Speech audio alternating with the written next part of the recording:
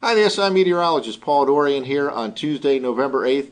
Another very mild day is in store for the Mid-Atlantic region, with afternoon temperatures reaching into the 65 to 70 degree range throughout the Mid-Atlantic. And tomorrow should be another mild day, but then a strong cold front comes through on Thursday, and we'll have a two-day cold spell, really. Friday looks like a cold day with winds quite gusty out of the northwest, and temperatures will in fact struggle to get out of the 40s on Friday in many parts of the Mid-Atlantic region, and cold weather will begin the weekend, but then another warming trend will get underway late in the weekend and continue into the early part of next week. Well, before we take a look at the short-term weather, let's take a little bit of a look at possibilities for the longer range. We've talked a lot about the North Atlantic Oscillation, the NAO, in the Winter Outlook video, as well as on the Meteorology 101 section. We have a whole video devoted to the NAO, and this is one of the things we'll look for during the upcoming winter months.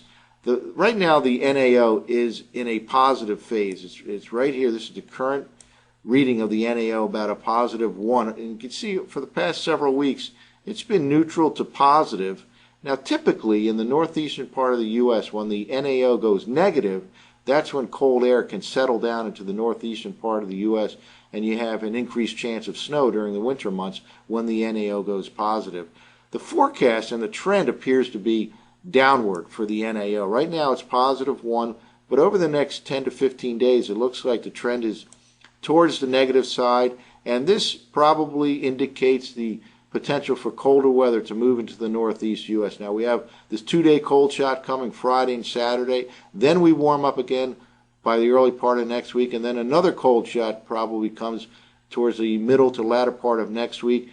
Now this is indicating that perhaps around Thanksgiving week or so we'll get into a more steadier, colder pattern. So again, this is one of the things we'll monitor over the upcoming winter months, the NAO. Right now it's positive, but it looks like it's going to shift towards the negative side, and that probably indicates colder weather coming for the latter part of the month. Well, let's now get back to some near-term weather conditions. This is the latest surface map. Strong high pressure sits right on top of us this morning, and this will control our weather right into Thursday, at which time this cold front will pass through. And again, that cold front is quite strong. It'll change temperatures from the well up in the 60s today and tomorrow to, for the most part, in the 40s on Friday, and that cold weather will continue into the weekend, but then another warming trend will develop latter part of the weekend. Now for today, there'll be some severe thunderstorm activity just ahead of this frontal system across eastern Texas, eastern Oklahoma, into Arkansas and Missouri, and there can even be some tornadic activity associated with this severe weather pattern later on this afternoon. Well, here's the latest IR satellite loop. A couple things jump out at you. First of all, off the East Coast there is a swirling set of clouds here, and that's associated with is being called a subtropical storm named Sean, and it will head basically due north and just kind of skirt the New England coast over the next couple of days. But a subtropical system will have to be watched, but for the most part it looks like it doesn't affect the mid-Atlantic states over the next couple of days. Meanwhile, out in the middle of the country is that strong cold frontal system, and just an outbreak of some strong thunderstorms already this morning here across central and eastern Texas.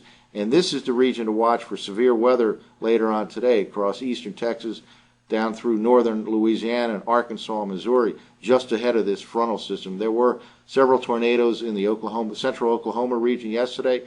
That severe weather threat shifts to the east somewhat today into the lower part of the Mississippi Valley. Well, let's look at a couple of GFS Global Forecast System computer forecast maps. This is for tomorrow afternoon. Again, Wednesday afternoon, high pressure still sitting across the East Coast and kind of dominates the weather picture here right through Wednesday with a nice ridge up and down the East Coast. Meanwhile, that strong cold front that is causing the potential for severe weather today continues to move to the east tomorrow, but it does start to weaken somewhat. It's losing some of its upper air support. A little bit less of a chance of severe weather associated with this frontal system tomorrow afternoon as compared to today. Meanwhile, here's that subtropical low sitting and spinning well off the southeast coast. Now let's jump ahead to Thursday afternoon. That strong front has moved all the way into the east, and has weakened considerably. Only a little area here of precipitation, and all I expect on Thursday is a shower or two, and it's been a very dry month so far. In fact, no precipitation has been reported in the Mid-Atlantic region for the month of November, neither rain or snow, and this will not be a heavy rain event by any means on Thursday, just a shower or two as this front moves on by since it's weakening. However, it will have quite an impact on the temperatures. Even though the precipitation will not be that impressive, temperatures again will drop quite a bit by Friday. Friday will be a downright cold day, especially compared to today and tomorrow. Friday's temperatures mainly in the 40s with a stiff northwest wind. Cold start to the weekend, and then another warming trend later part of the weekend into the early part of next week. So that's it for now. I'm the SI meteorologist, Paul Dorian.